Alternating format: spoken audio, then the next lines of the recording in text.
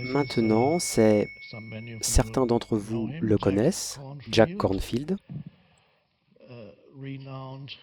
un écrivain renommé de nombreux livres spirituels et enseignant spirituel et professeur de méditation. C'est une montagne.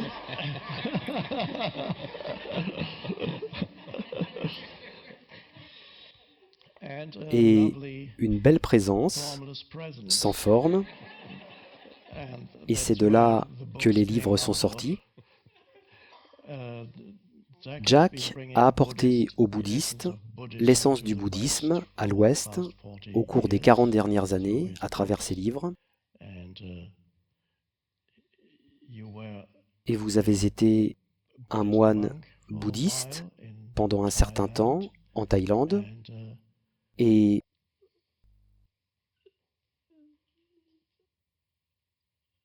ensuite, combien d'années avez-vous été moine bouddhiste?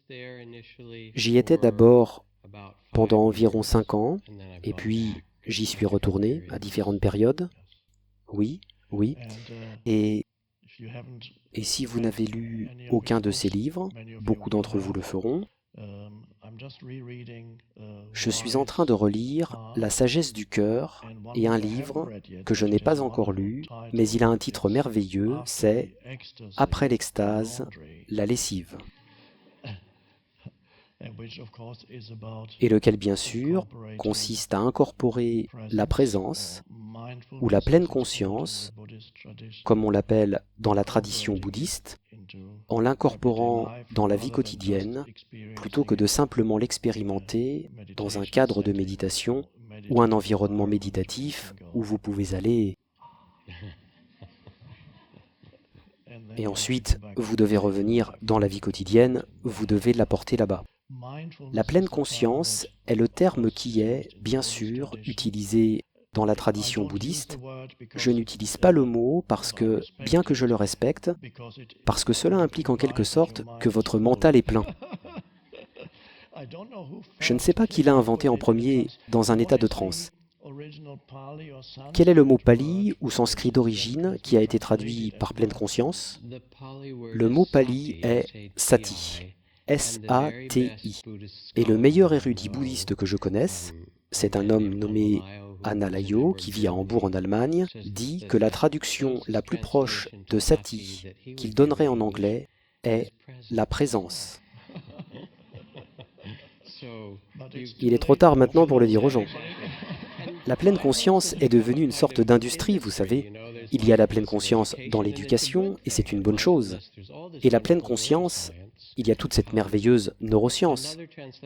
Une autre traduction que j'aime beaucoup, dont nous venons de parler, est la conscience aimante, qui a à la fois la qualité de la présence, de la conscience, et aussi d'une manière ou d'une autre se marie ou donne le sentiment que nous pouvons nous reposer dans l'amour, que cet amour et cette conscience sont réellement une seule et même chose.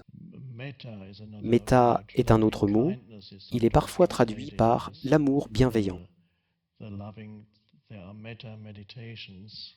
Les méditations méta de l'amour bienveillant, où nous envoyons de l'amour bienveillant à notre environnement. La méditation que vous enseignez principalement s'appelle Vipassana,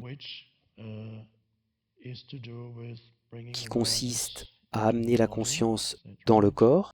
Peut-être que plus tard, vous pourrez nous en donner un petit avant-goût vers la fin, bien sûr. Alors, pouvez-vous en dire un peu plus sur ce qu'est Vipassana? Oui, donc Vipassana est un mot sanskrit, pali, qui signifie essentiellement voir clairement. Et la pratique principale de celui-ci est la pleine conscience ou la conscience aimante. Et elle est généralement établie, bien que pas toujours, d'abord dans le corps.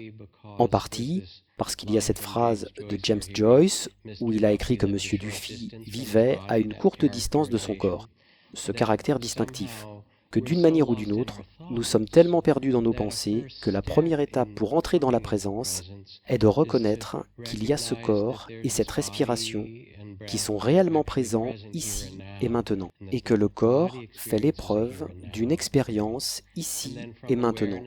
Et ensuite, à partir de la conscience ou de la conscience aimante du corps et de la présence, il devient alors possible de remarquer d'abord le flux des sentiments et des pensées, et ainsi de suite, et ensuite de devenir réellement l'espace de la conscience, le connaissant, pour reconnaître qu'il y a de l'expérience et qu'il y a aussi le connaissant de l'expérience. Donc c'est un peu là, vous l'avez, vous ne l'avez pas maintenant, vous n'avez pas besoin d'aller en Himalaya où vous savez voyager jusqu'au bout, économiser le billet d'avion. J'en parle aussi comme, bien que la méditation soit très structurée, et quand je parle de la conscience intérieure du corps, c'est la même chose, mais c'est d'une manière non structurée. Donc par exemple, au moment où nous parlons maintenant, je pourrais inviter tout le monde ici, pendant que nous écoutons, pour avoir une certaine conscience du champ énergétique intérieur de notre corps. Tel que vous l'avez maintenant, je l'ai maintenant. Vous pouvez l'avoir maintenant. Et c'est parfois une ancre de présence pour avoir une conscience dans le champ d'énergie interne du corps. Et vous avez beaucoup de conscience disponible pour la perception sensorielle.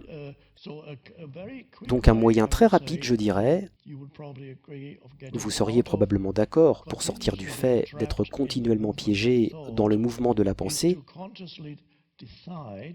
est de décider consciemment de diriger la conscience dans le corps, et puis de regarder autour de vous, et vous pouvez ensuite donner à certaines personnes le premier avant-goût du fait de pouvoir avoir une perception sensorielle sans l'interférence involontaire continue de la conceptualisation et du jugement. Ainsi, vous pouvez regarder autour de vous, sentir le champ d'énergie, nous pouvons le faire maintenant, et c'est ce que je fais maintenant, une méditation consciente corporelle non structurée. Plus tard, Jack en fera une avec nous, un peu plus structurée. Donc en ce moment, juste pendant que vous écoutez, ressentez l'énergie dans tout votre corps. C'est facile. Et ensuite, vous n'avez pas de choses inutiles que vous ajoutez mentalement à ce moment. Voyons, Vipassana, alors cela existe depuis longtemps. Il est possible que ce fût en fait l'une des méditations originelles enseignées par le Bouddha. On le croit. Alors, bien sûr, vous obtenez l'histoire et le mythe, et ainsi de suite, vous ne savez jamais. Mais cela a certainement été enseigné pendant des milliers d'années. Oui, oui. Et bien sûr, la respiration consciente a aussi été probablement enseignée par le Bouddha, et la respiration consciente est une partie importante des Vipassana. Oui. Et le but en le faisant n'est pas de devenir un bon respirateur en particulier, ou d'avoir un type particulier de respiration. C'est juste ce que vous dites, Eckhart. C'est d'utiliser le flux de vie en constante évolution du corps, de la respiration, pour simplement inviter la présence et être.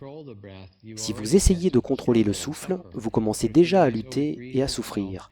Mais si vous réalisez « Oh, cela respire de soi-même », et en fait le monde lui-même commence à respirer davantage, comme vous le ressentez. Il invite cette qualité de présence ou de conscience aimante à travers la respiration.